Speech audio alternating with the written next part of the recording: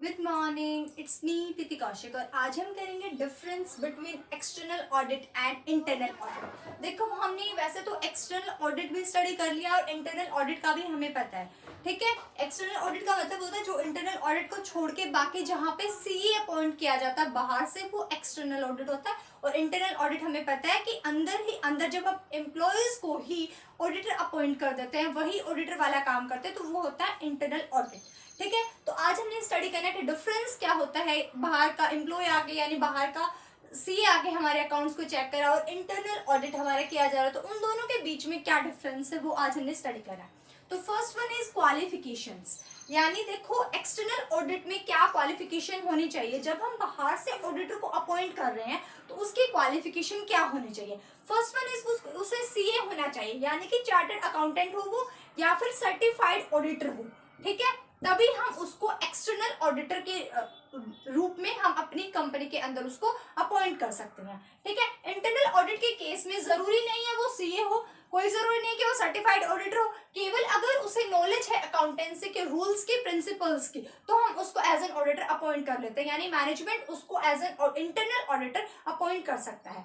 Next one is appointment. अगर हम appointment की बात करें तो कौन अपॉइंट करता है एक्सटर्नल ऑडिटर को, तो ये अपॉइंट और रीअपॉइंट किए जाते हैं every year by management. Management के थ्रू हर साल अपॉइंट किए जाते हैं और इनको रीअपॉइंट अगर करना है, दूसरा हमने अपॉइंट करना है ऑर्गेनाइजेशन के अंदर, तो ये मैनेजमेंट इनको अपॉइंट करता है। अगर हम इनकी बात करें कि बाय चांस हमने एक बार एक्सटर्नल ऑडिटर जो है अपनी ऑर्गेनाइजेशन में हायर कर लिया यानी अपॉइंट कर लिया, तो उसके बाद अगर वो दूसरी ऑर्गेनाइजेशन के लिए अपॉइंट करना पड़ेगा तो वो नेक्स्ट एक्स्ट्रा चार्ज लेगा। ठीक है, अगर हम इंटरनल ऑडिट की बात करें तो इंटरनल ऑडिटर केवल हमारी ऑर्गेनाइजेशन का ही काम करेगा, बाहर के किसी ऑर्गेनाइजेशन का वो कोई काम नहीं करेगा।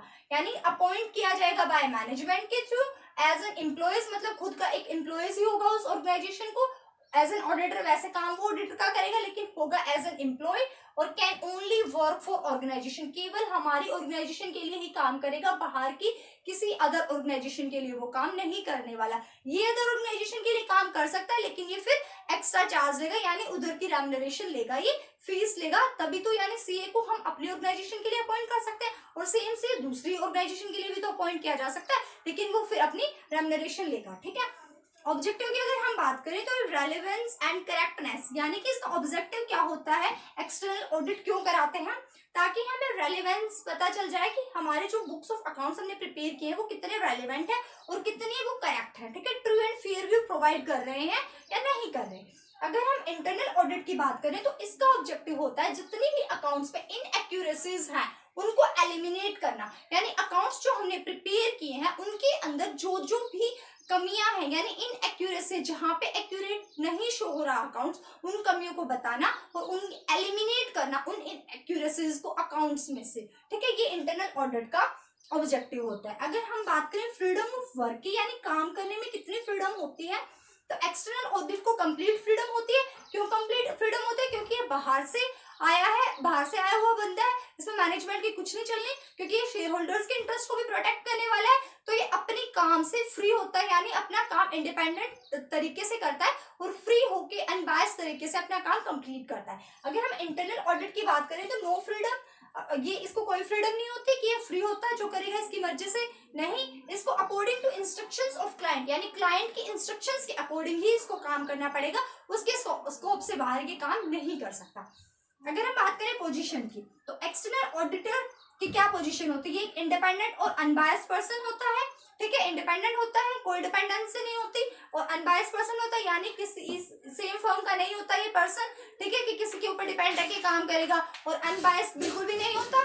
ठीक है, अनबायस्ड बिहेव करेगा, ये बायस्ड बिल्कुल नहीं होता कि किसी के ऊपर डिपेंड है, यानी किसी की उसमें किसी के भी खिलाफ जाके, यानी ये अपने जो भी काम करेगा ये पूरे अनबायस तरीके से करेगा, कोई भी बायसनेस को एंटर नहीं होने देगा। ठीक है, अगर हम इसकी बात करें इंटरनल ऑडिट, तो ये बाय मैनेजमेंट अपॉइंट किया जाता है और मैनेजमेंट के थ्रू इसको अपॉइंट किया जाता है, तो ये इंडिपेंडेंट पर्सन नहीं होता, ऑर्गेनाइजेशन का ही होता है, ऑर्गेनाइजेशन के एम्प्लॉय को ही हम एज एन ऑडिटर अपॉइंट कर रहे हैं।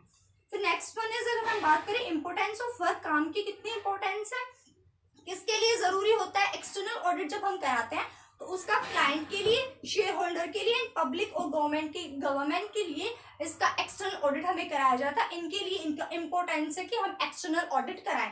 अगर हम इंटरनल ऑडिट की बात करें तो जो ओनर होता है बिजनेस का, उसके लिए ही इंटरनल ऑडिट हेल्पफुल होता है, यानी ऑर्गेनाइजेशन का बिजनेस ओनर जो होगा बिजनेस का, उसके लिए ही इंटरनल ऑडिट कराया जाता है। उसको जरूरत होती है मैनेजमेंट के अपने सारे काम को चेक करने की कि उस पर कोई इनएक्यूरेसी तो नहीं है अकाउंट्स में, इसलिए वो इंटरनल ऑडिट कराता है और ये ओनर ही कराता है और केवल ओनर के लिए इसकी इंपॉर्टेंस है। उसके बाद अगर हम स्कोप की बात करें तो स्कोप कितना है कि एंड ऑफ द ईयर इसको रिपोर्ट सबमिट करानी पड़ेगी, किस केस में, एक्सटर्नल ऑडिट के केस में, ठीक है। अगर हम इसकी बात करें इंटरनल ऑडिट में, तो इंटरनल ऑडिट में ये होता है कि जो कंपनी के केस में अगर हम बात करें तो प्री डिटरमाइंड स्कोप होता है कि क्या क्या इसने करना है इंटरनल ऑडिट में। अगर अदर ऑर्गेनाइजेशन है तो उनके अंदर भी पहले कॉन्ट्रैक्ट करके पता कर लिया जाता है कि कितना स्कोप होने वाला है, ऑर्गेनाइजेशन इंटरनल ऑडिट का कितना स्कोप होने वाला है, ये पहले ही पता कर लेते हैं कॉन्ट्रैक्ट करके। अगर ऑर्गेनाइजेशन है तो, अगर कंपनी है तो प्री डिटरमाइंड स्कोप होता है ऑडिटर का, यानी इंटरनल ऑडिट ने क्या काम करना, और इस स्कोप कांट बी अल्टर्ड, यानी स्कोप को अल्टर नहीं किया जा सकता, चेंज नहीं किया जा सकता। जो स्कोप मेंशन हो चुका है उसी के अकॉर्डिंग इंटरनल ऑडिट काम करेगा, इंटरनल ऑडिटर काम करेगा।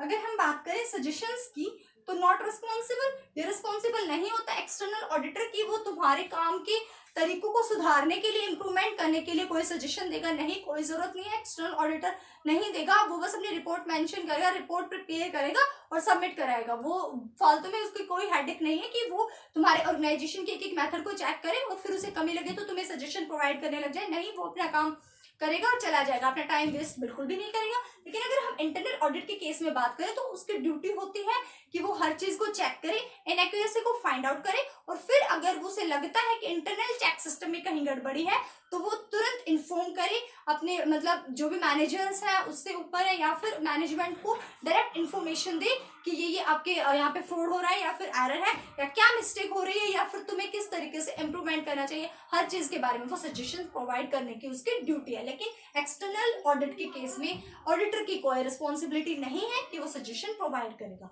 उसको एंड में अकाउंटिंग ईयर के एंड में रिपोर्ट सबमिट करानी होती है और वो रिपोर्ट सबमिट कराएगा। ओके, तो ये था difference between external audit and internal audit. Okay, thank